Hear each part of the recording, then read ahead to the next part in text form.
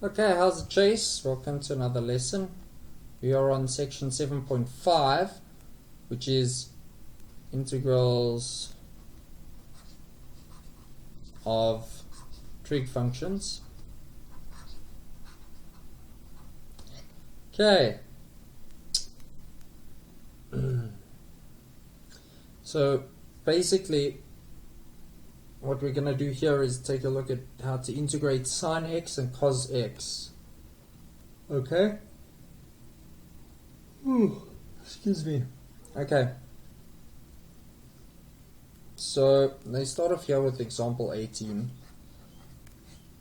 Basically say that if we've got the function y equals cos x, the derivative of cos x is negative sine x. Okay? And since, remember that integration is the opposite of differentiation. So if we integrate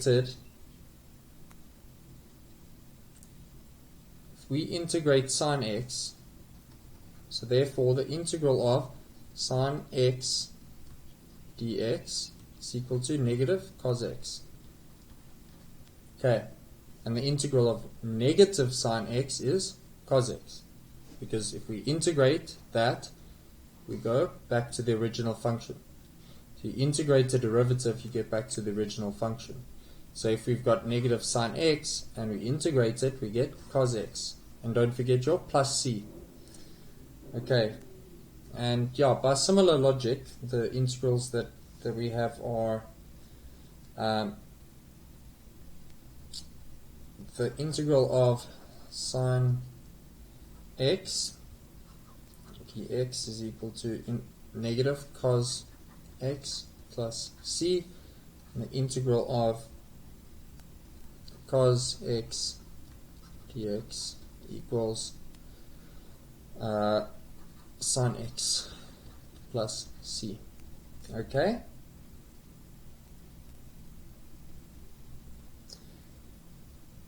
If we wanted to integrate a function like sine of bx, for example, the integral of sine bx dx, right?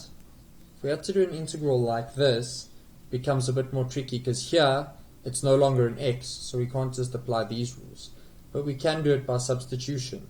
So if we let u equal bx,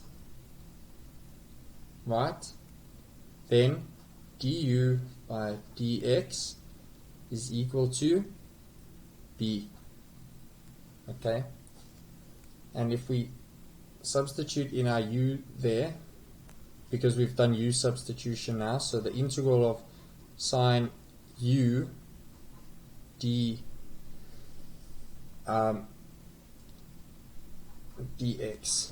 Okay, so we substituted our u in, but now we've got a dx here, and this needs to be a du because we're integrating with respect to u. So we need to know what dx is in terms of u. So if we solve this equation here, we've got dx equals du over b.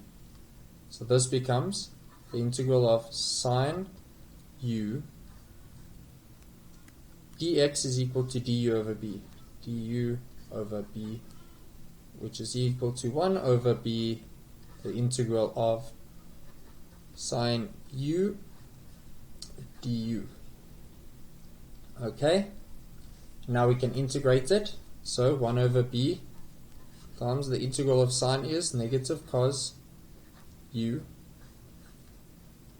Okay, and now we just substitute back to get back to x. So that is 1 over b negative cos bx. And there you go.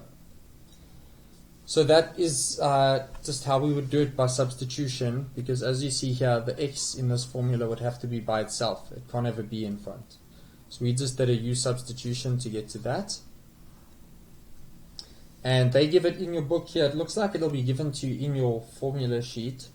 Basically, the integral, like by using this method, you find that the integral of a sine bx dx is equal to minus a over b cos bx plus c. What did I forget in this integral? I also forgot my plus c. Okay, so here we go. This formula should be given in your formula sheet. Just check. Otherwise you'll have to learn to do it by u substitution. But I don't think that would be necessary.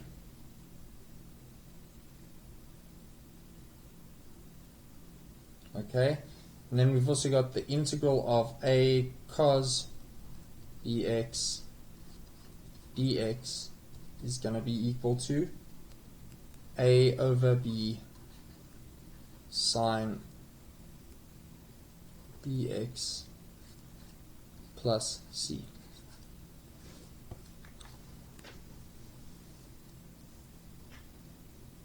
Okay, I just want to explain u substitution nicely because I don't think that it was ever taught to you properly. Like, I don't think we covered u substitution.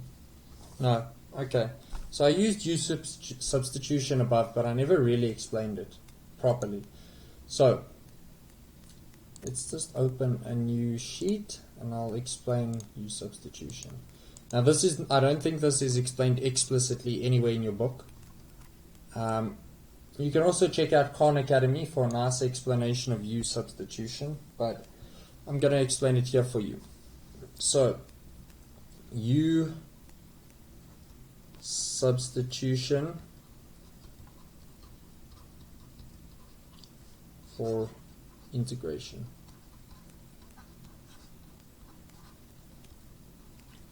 Okay, u substitution for integration. So basically, excuse me. So basically, you're going to be given a table of standard integrals. Okay, that will be given to you on your formula sheet, and I'm just going to list a few here. They're going to tell you that the integral of ax to the n dx is equal to n ax to the n minus 1 over n minus 1 plus c. Sorry, n plus 1. Okay, they're also going to tell you that integral of cos x dx equals sine x plus c.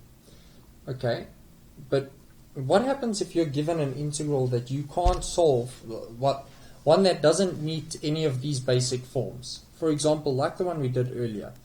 Say now I asked you to do integral of cos 2x cubed. Okay, 3 cos of 2x cubed dx. How would you do that integral? Well, number one, we know that we can take this coefficient here and put it outside the integral. So let's do that. 3 integral of cos of 2x cubed dx. So here's where it becomes tricky, because now you can see that this cos 2x cubed does not conform to either of our general forms here.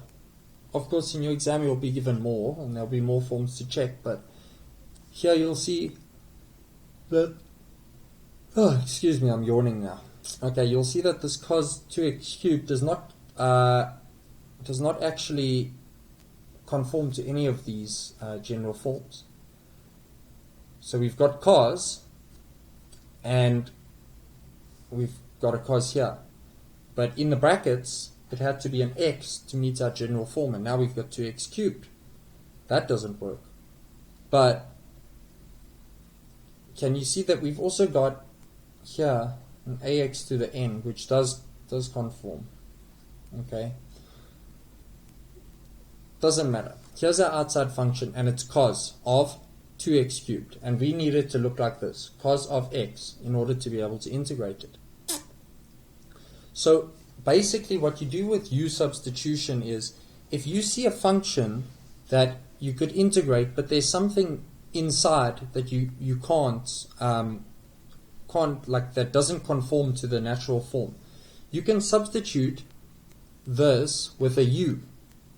So here we just want an x or a u inside of our cos. So let's substitute u.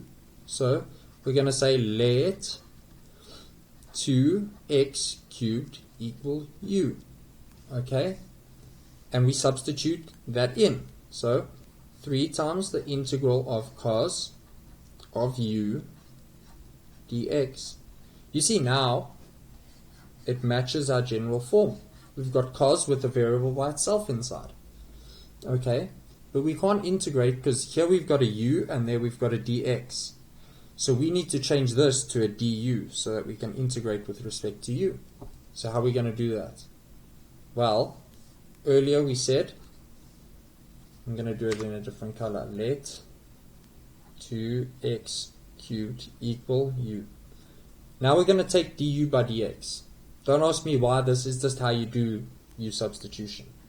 Du by dx of 2x cubed. So du by dx is equal to 6x squared. Okay? And this gives us a way to change this dx to a du, because we can write dx in terms of du if we just solve this equation for dx. So dx is equal to du over 6x squared. You see that? So we can now substitute, here where there's a dx, we can substitute du over 6x squared. So now we have 3 times the integral of cos u, and dx was du over 6x squared. Du over 6x squared. So now we're just going to move that to the front, equals 3 over 6x squared integral of cos u du. Okay? How did I move this to the front? Because this is an x variable, and the integral is integrating with respect to u. So with the integral doesn't see this as a variable, it sees it as a constant, because the integral is with respect to u. It says du. Okay, so I can, any x variables I can just move outside by my normal rules of maths. Just want to confirm something in your book here. Yeah, okay. So now we can integrate, because now we've got integral of cos u du, and we know how to integrate cos x dx. It's sin x plus c. So the integral of cos u du is sin u plus c. So this is equal to 3 over 6x squared. We do the integral, it becomes sin u plus c. Now we can multiply in. That gives 3 over 6x squared sine of u plus c. This always stays a plus c. Even if it gets multiplied by something, it stays a plus c. Okay? So now we've got this equation, but we've still got a u here, and now we want to write everything in terms of x at the end. So what we're going to do, well, we know that u is equal to 2x cubed. So let's just pop it in. So 3 over 6x squared sine of 2x cubed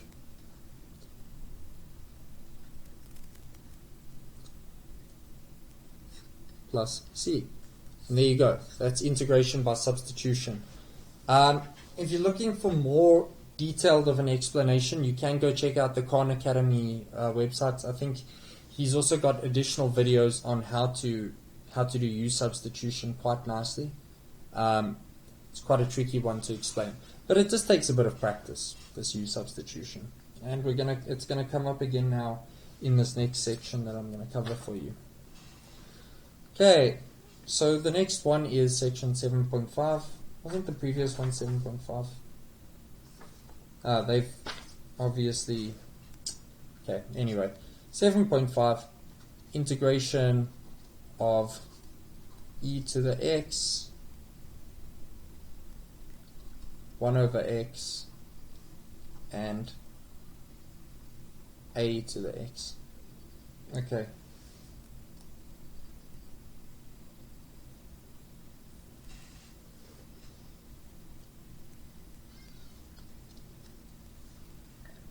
So we're going to first try to figure out how to do the integral of e to the nx dx. Okay. We know that d by dx of e to the x is equal to e to the x from our derivative section. So the integral of e to the x is also equal to, dx is also equal to e to the x plus c. Right? What about e to the nx? Once again, we're going to do u substitution here to figure it out. And yeah, so let's do our u substitution. And if you still don't understand u substitution, go check out Khan Academy's website and they'll show you how to do it. So, integral of e to the nx. So we know how to integrate e to the x. So we could probably integrate e to the u, no problem. So let's say let u equal nx, right? Then we've got the integral of e to the u dx. Okay, and let's work on this piece a bit. So du by dx is equal to just n. If we differentiate this function with respect to x, remember when we differentiate a constant times x, it just leaves the constant. So du by dx is just n. So dx equals du over n. And we substitute that in there because we want a du here because we've got a u there. So integral of e to the u du over n, that's equal to 1 over n, the integral of e to the u du. And the integral of e to the u is just e to the u. So that's 1 over n e to the u plus c. Because we've done our integration, our plus c comes in. And then we know that u is equal to nx, so we just substitute back, and we're left with 1 over n e to the nx plus c. So that is the integral of e to the nx. That'll probably be given to you in your formula sheets, I'd imagine. Okay. And one thing to point out here is you must remember that if you do an integral, so because remember, integrals and derivatives are inverse functions. So if you do the integral of a function and you differentiate it, you should get back to the function. So if I take the integral of 2x squared dx, right, and I say that that is 2 over 3x cubed, right? So, and plus c, because I've integrated. So if I now differentiate this, so if I now take d by dx of 2 over 3x cubed plus c, my answer must be the original function, right? Because a derivative and an integral are inverse functions. So I integrated, I got to this function. So if I take this function and I derive, I must get back to that function. So let's check. Here we have a polynomial form, so I'll multiply by the 3 and reduce the power by 1. So that is going to be 3 times 2 over 3x, and I reduce the power. Okay, and then differentiation of a constant is 0. So this is equal to 2x squared. So do you see we got back to the original function? So if you differentiate, so if I take d by, if I say f of x is equal to the derivative of g of x, right? And I then take the integral of f of x. That must be equal to the original function, which is g of x. And vice versa. If I were to integrate, so if I say f of x is equal to the integral of g of x, and then I differentiate f of x, that must be equal to g of x. So what I'm saying is that a derivative and an integral are inverse operations and they cancel each other out. So you can use this to check yourself. For example, if you were given this integral, 2x squared, you do your integral and you get your answer. If you want to know if your answer is right, you can differentiate your answer and check that it gives you your original function again. And if it does, then you know your answer is right. So that's just a nice way to check your work. And let's just clear this. I'm out of undos. Okay, so I hope that helped. Okay, let's see. So now, all right, we've done that integral. The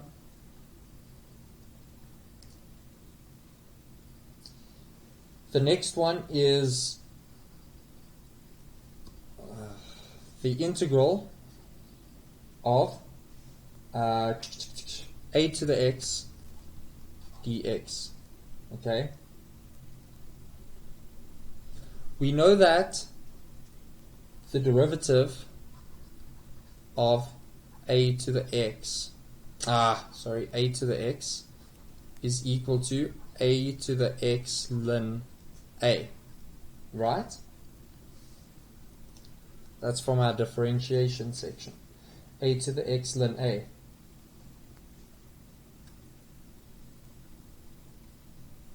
So, therefore, the integral of a to the x dx is equal to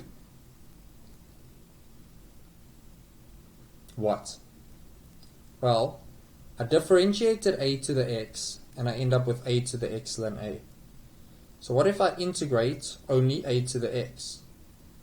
Well, then the integral of a to the x is a to the x over ln a plus c.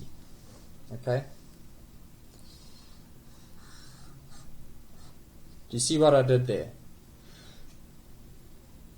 Basically, I integrated a to the x here.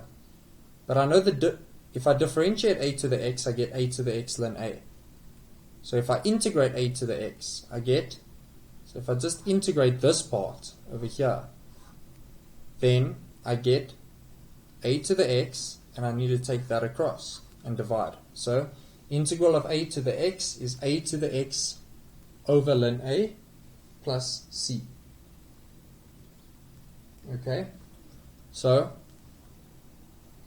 if I integrate the function 5 to the x dx, the answer is 5 to the x over ln 5 plus c. Okay.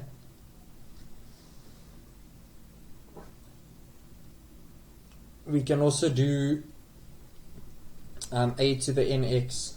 So if we take the integral of a to the nx, okay, dx.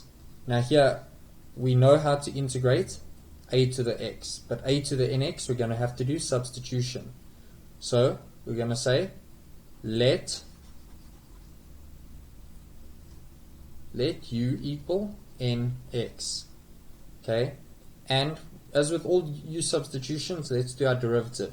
Du by dx is equal to n. Okay, and now let's write it in here. So we've got the integral of a to the u dx. Okay, because we substituted, we said let u equal nx. Okay, now we got to get a du here, and we know that dx equals du over n. So we've got the integral of a to the u du over n, which is equal to 1 over n, the integral of a to the u du. Okay? And now we integrate that. So 1 over n. The integral of a to the u is a to the u over ln a. So that gives, so 1 over n times a to the u over ln a. Right? And now we just got to substitute all our u's in terms of x. So we know u is nx. So we end up with 1 over n a to the nx over ln a. And plus c. Don't forget your plus c's everywhere after you've done your integral. And there's your answer. So that's how you integrate a to the nx. Okay.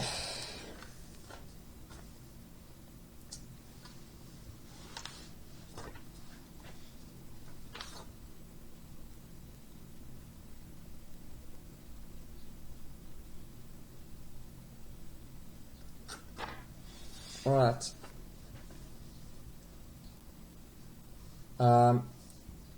So next we're going to do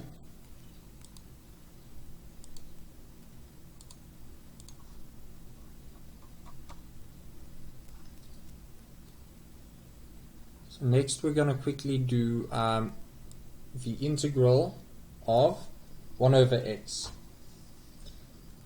So the integral of 1 over x squared is quite simple, right? We've done this before. Because that is equal to the integral of x to the negative 2. And we know that when we integrate a polynomial, you can use your formula, but we know that you increase the power and divide by the increased power. So that would be minus 1. Right. And we know that's correct because if we differentiate it, it's going to be equal to x to the negative 2 again. Okay? But what happens if we have to integrate 1 over x? Okay? If we try to do this and say, right, and then, well, let's quickly follow our formula, which says a x to the n a x to the, okay, so if we try to follow this formula, that according to that we have a x to the n plus 1 is 0 over n plus 1 is 0. Any number divided by 0, you see, that's undefined. Divide by 0, so it's undefined. So this is a special case, the integral of 1 over x. Okay?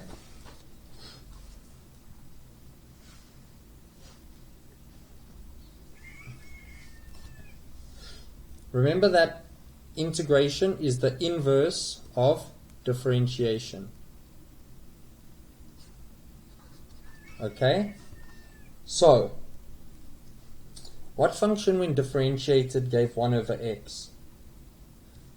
If we differentiate, so we take d by dx of ln x, that is equal to 1 over x. Okay? So, based on that, the integral of 1 over x dx is equal to ln x plus c. Okay, so the integral of 1 over x is ln x plus c, and the integral of k over x dx is equal to, so this is just a constant multiplied by our function, so it's equal to k times the integral of 1 over x dx, which is equal to k ln x plus c. Okay, and that's really all there is to it. Let's quickly do. I see they've got a couple of examples here. I'm just going to quickly do one example for you before I end off this video. Let's do something interesting.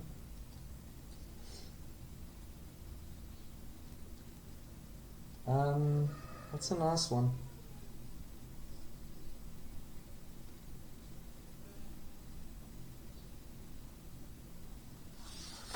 I'm just looking for a good example to do for you.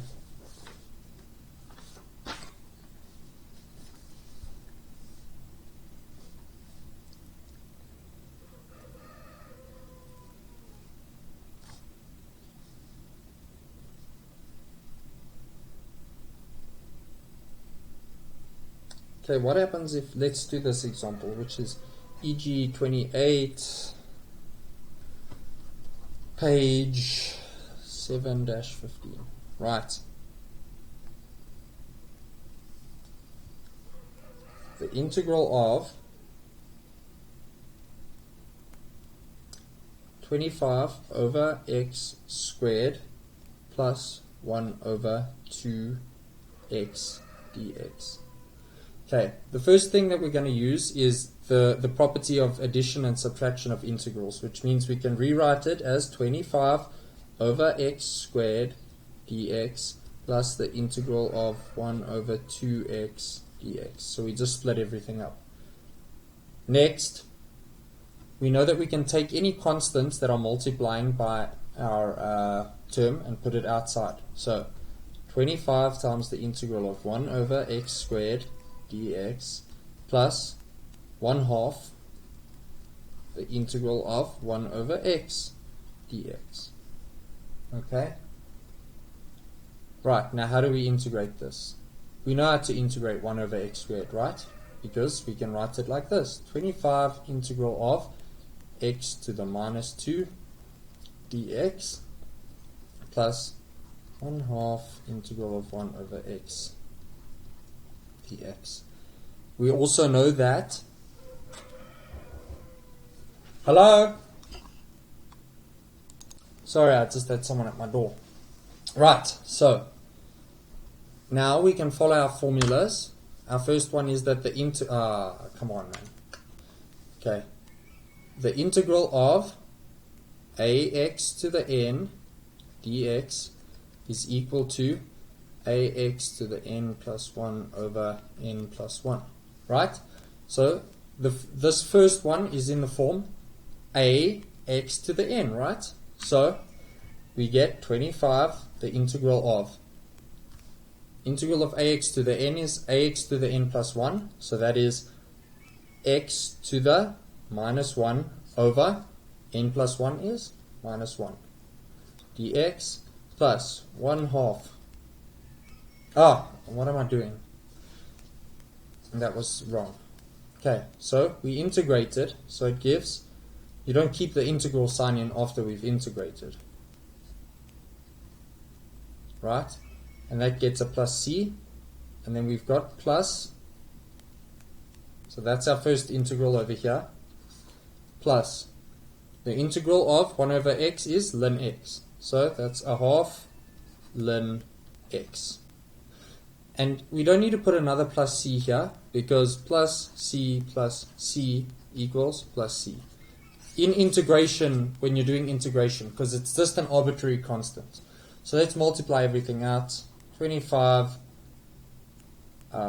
becomes minus 25 x minus 1 plus 1/2 ln x plus c. And there you go. That's just an example for you. So remember, if you're doing two separate integrals, you only need 1 plus c at the end, because it is just an arbitrary constant. Okay, cool, Chase, and thank you for watching. Cheers.